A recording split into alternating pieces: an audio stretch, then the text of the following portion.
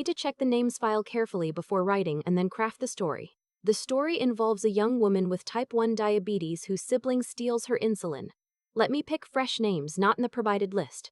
Names to avoid from file: Rachel, Sandra, Marcus, Patricia, Claire, Daniel, Megan, Jess, Nora, Gary, Lily Chen, Kevin, Amber, Evelyn, Dwight, Harriet, Owen, Dale, Vivian, Leah, Patrick, Britton, Connor, Tessa, Philip, Nadia, Ren, Troy, April, Callie, Renee, Walter, Fiona, Brenda, Terry, Marlene, Nathan, Garrett, Simone, Ivy, Priya, Cole, Hazel, Demi, Cora, Jolene, Frank, Mona, Terrell, Lena, Scott, Deb, Zoe, Rosario, Daphne, May, Junie, Tara, Becca, Douglas, Barb, Ellie Cooper, Drew, Vanessa, Serena, Lee, Tyler, Ray, Patrice, Derek, Sloan, Carter, Jasmine, Bridget, Theo, Elaine, June. Lay, Patrice, Derek, Sloan, Carter, Jasmine, Bridget, Theo, Elaine, June, Gwen, Brett, Pam, Stuart, Margot, Nina, Abby, Gerald, Poppy, Felix, Audrey, Dex, David, Rosie, Irene, Willa, Kyle, Bet, Melissa, Brandon, Lindsay, Lydia, Miles, Grant, Roy, Hannah, Penny, Imogen, Whitner, Witter, Beatrix, Cyril, Imani, Della, Cheryl, Marable, Maya, Caleb, Rochelle, Sasha, Ilara, Henderson. Fresh names I'll use: Clara, narrator, Vivienne, wait, not in list, team, Dr. O.C., Mr. Fontaine, Adele, C. Let me double check each against the list. All clear. Narrator, Clara. Not in list, younger sister, Vivienne. Not in list, mom, dad. Relationship references only, family lawyer, Mr. Fontaine. Doctor, Dr. O.C., Clara's friend/coworker, Tam. My mother always had a way of making my diabetes feel like an inconvenience she hadn't signed up for. Not in the beginning, when I was 8 years old and she sat next to my hospital bed for 4 straight days, reading me chapter books until her voice went hoarse. Back then, she was all tenderness and worry. She learned how to check my blood sugar. She set alarms through the night. She cried in the car when she thought I couldn't hear her, but that was before my younger sister came along and needed her in different ways. Louder ways. More visible ways. By the time I was 29, living 40 minutes from my parents in a one-bedroom apartment, working as a paralegal at a downtown firm, I had gotten very good at managing my type 1 diabetes on my own. I had a system. 2 insulin pens in the fridge, 1 Humalog for meals, 1 Lantus for my basal dose, a glucometer on the kitchen counter, a medical alert bracelet I never took off. Snacks in my desk drawer, in my car, in the pocket of every bag I owned. I didn't need to be managed. I needed to be left alone to manage myself. What I didn't need was my younger sister knowing where I kept my spare supplies. Her name is Vivienne. She is 24. She has always been, in the language our family never said out loud but communicated in 1,000 small ways, the one who mattered more. I don't say that with bitterness anymore. I say it with the flatness of someone who has processed the fact enough times that it no longer draws blood. Vivienne was charming where I was quiet, social where I was bookish. She made our parents laugh at dinner in ways I never quite figured out how to. When I was diagnosed at 8, I became, in some invisible accounting our family kept, a liability. When Vivienne was born 3 years later, she became the dividend. I learned not to ask for too much. I learned to refill my prescriptions before I ran out, to keep backups, to never put myself in a position where I had to depend on anyone else to keep me alive. That is not a dramatic way of putting it. For a type 1 diabetic, insulin is not optional. It is not a preference.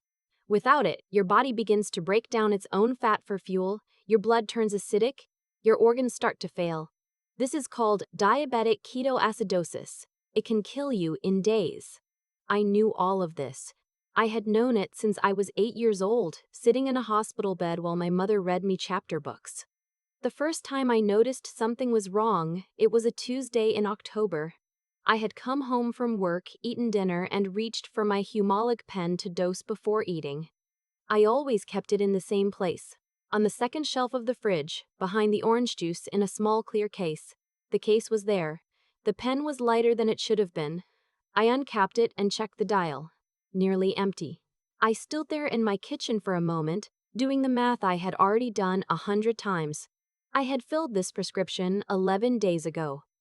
A full pen lasts me roughly 3 weeks with my current carb intake. There was no way I had used this much. I told myself I had miscounted. I told myself I was tired, stressed from a difficult week at work, that I had probably dosed more than I remembered after a few high-carb meals. I opened a new pen. I moved on. The second time, I couldn't explain it away.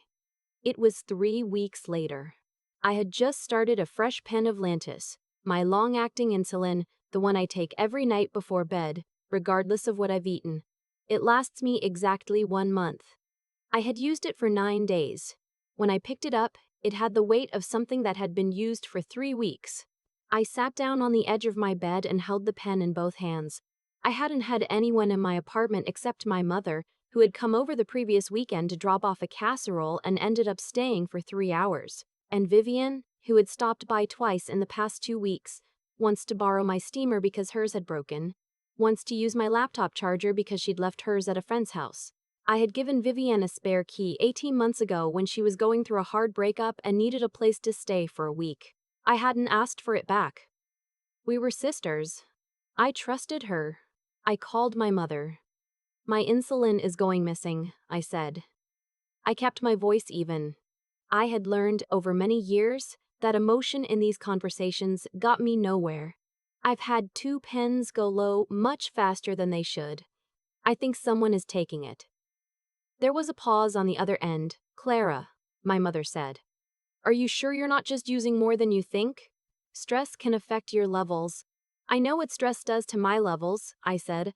"I've been managing this for 21 years. I know how fast I go through insulin. Have you been eating differently?" "Mom, I'm just asking.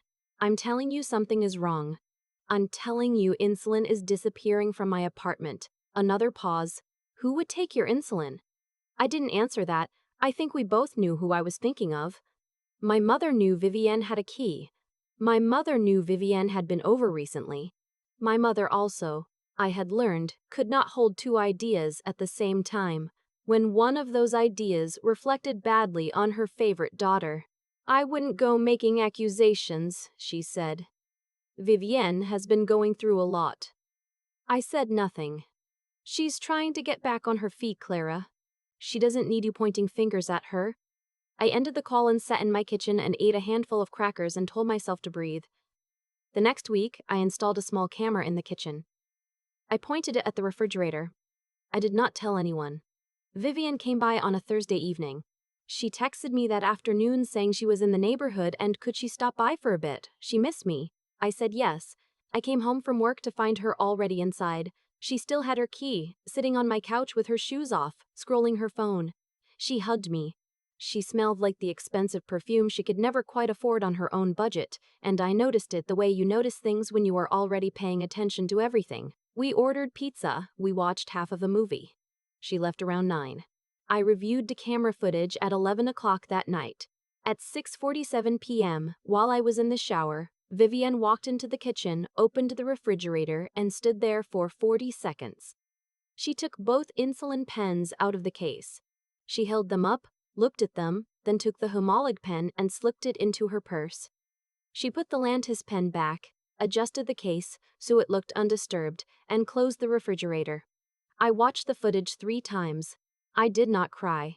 I had a very strange, very cold feeling move through my chest, like swallowing something that had been left in the freezer.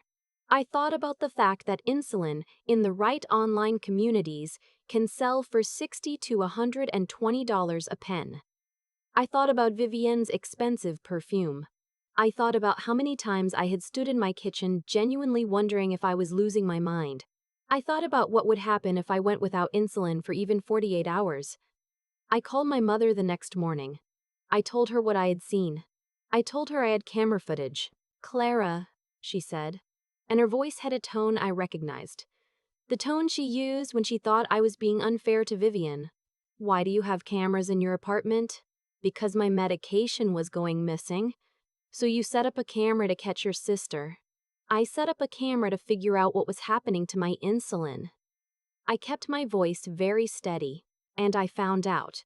Have you talked to her? I'm talking to you. Well, I think you should talk to her before you do anything. She has an explanation, I'm sure. What explanation could there possibly be for taking someone's insulin? My mother didn't answer right away. Then she said quietly, in a way that told me she had already decided what she was going to believe regardless of what I said.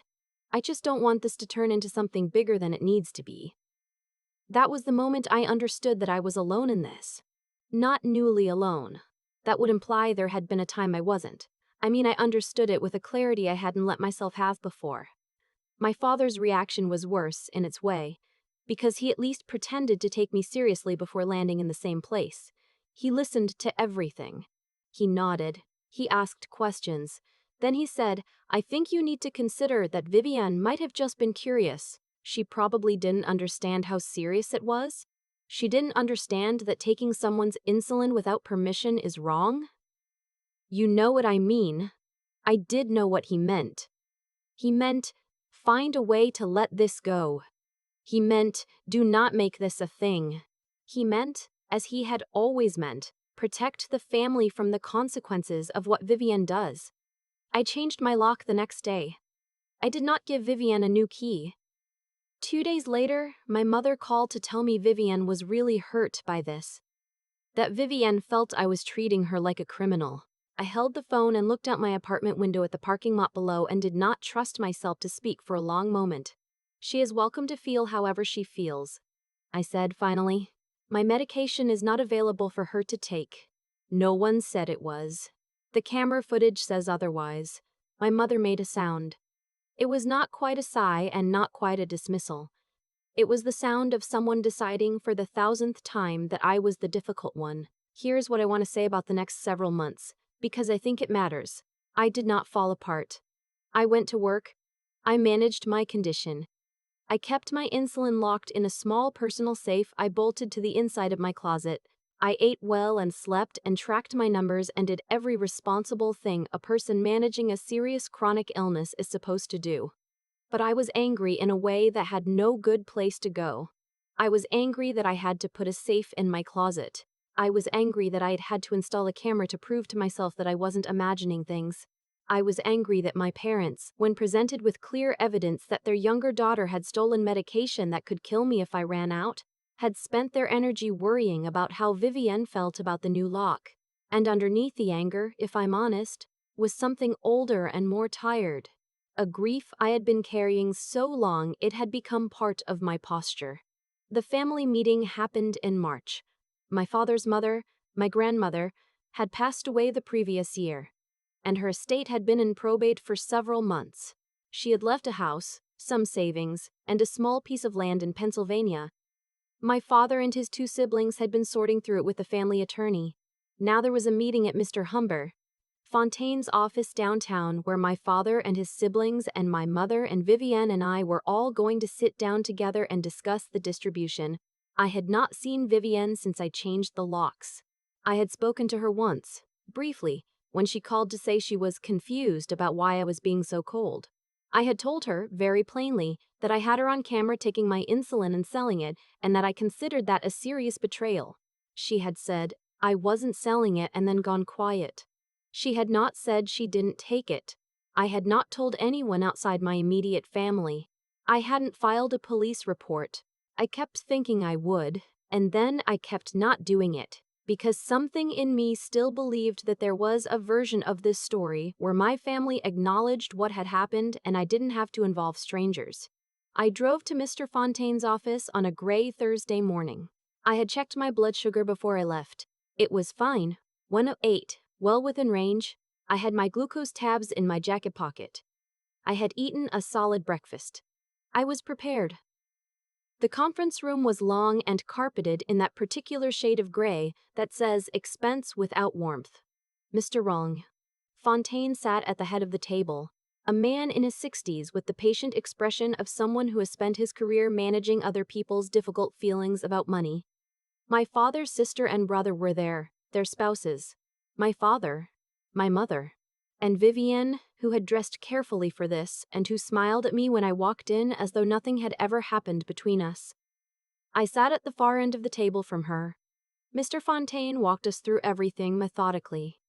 The house, the savings account, the land.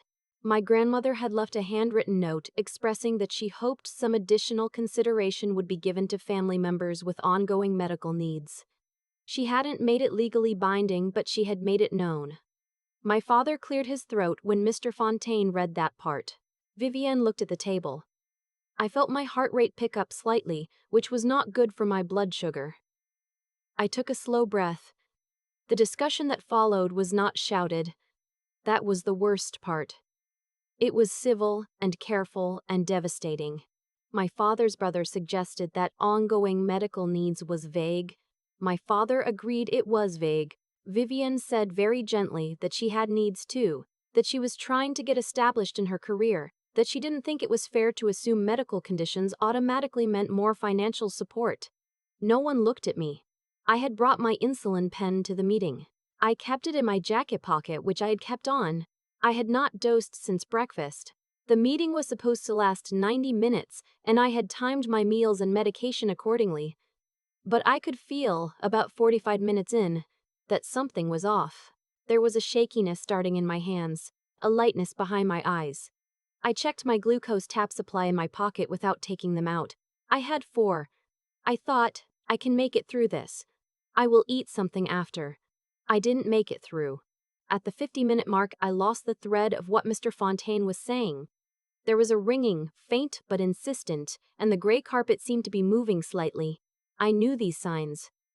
I had known them since I was 8 years old. I said, very calmly, I need to stop for a moment.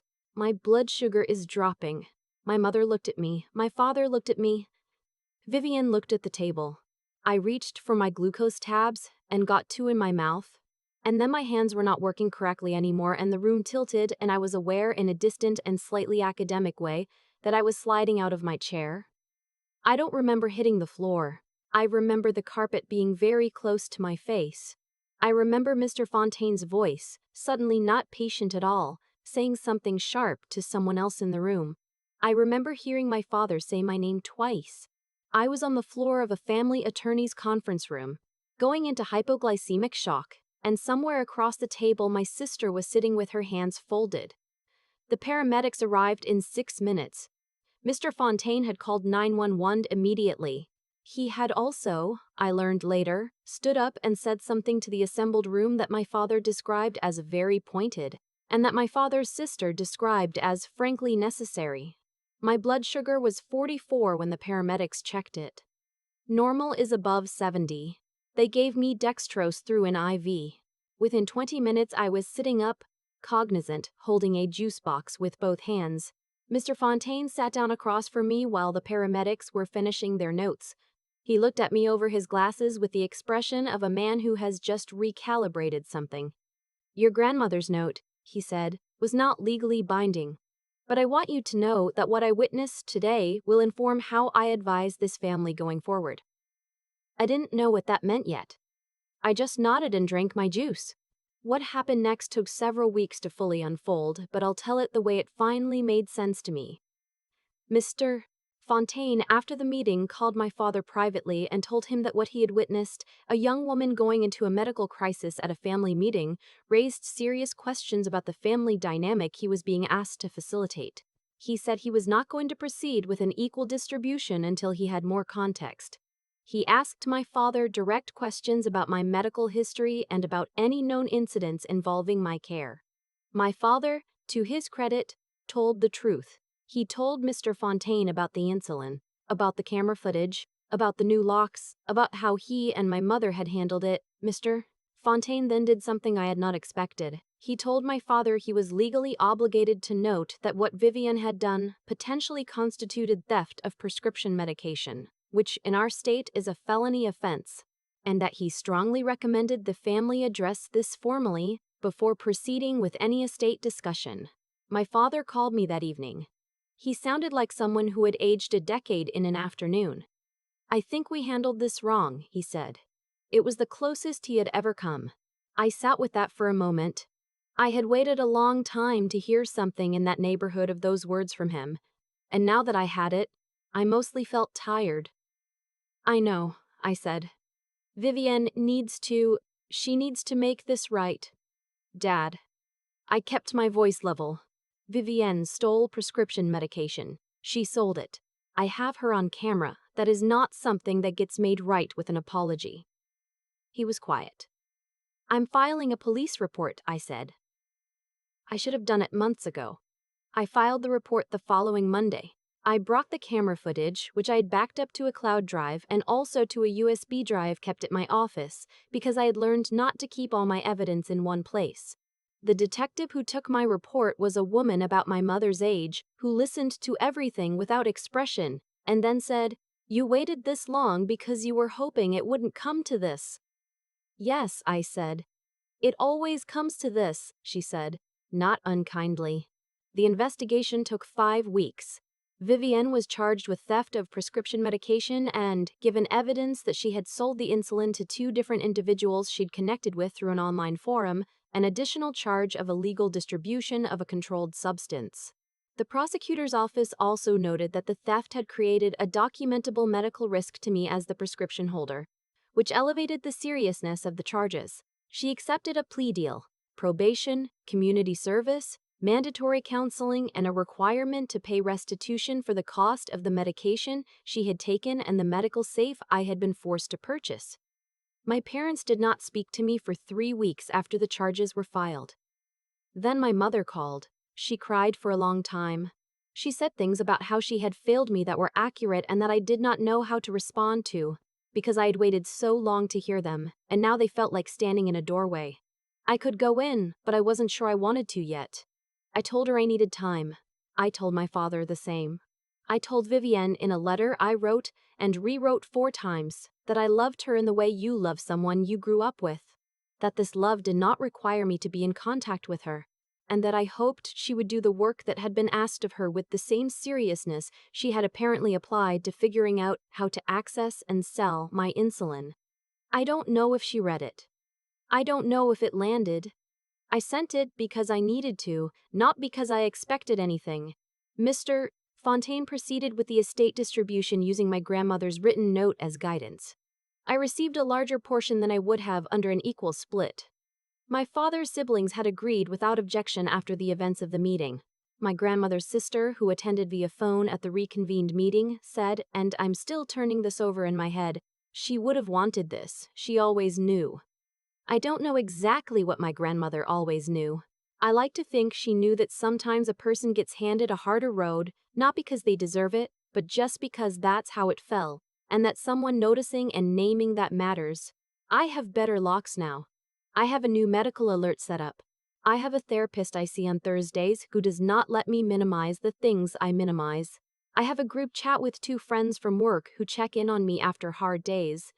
I have my system, 2 insulin pens in the safe, a glucometer on the counter, snacks in my desk drawer, in my car, in the pocket of every bag I own. I am still learning to ask for help when I need it.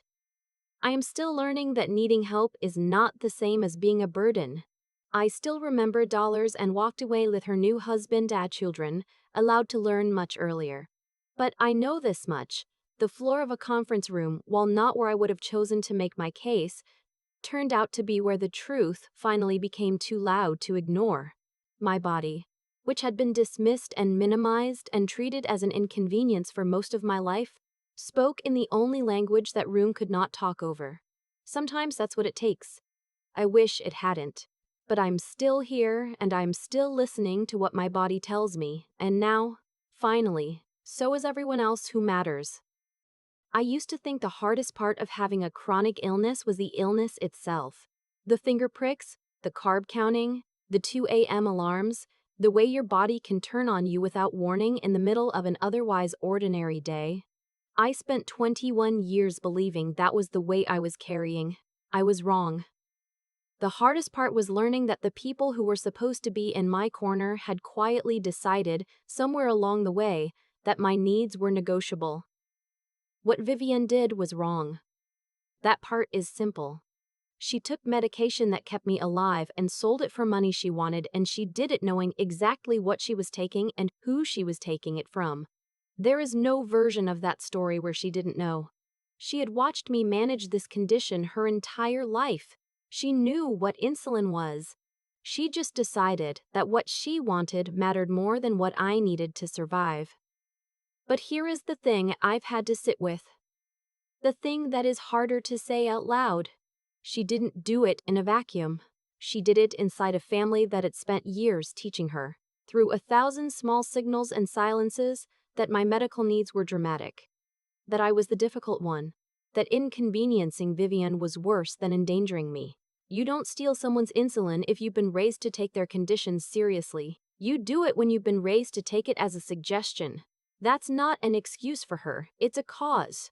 And causes matter because if you don't understand what produced something, you can't prevent it from happening again. I think about the version of myself who didn't install that camera, who kept trying to explain herself to parents who had already decided what they believed, who waited and kept hoping that the people she loved would eventually choose to see her clearly. That version of me could have ended up in a much worse place than the floor of Mr. Fontaine's conference room.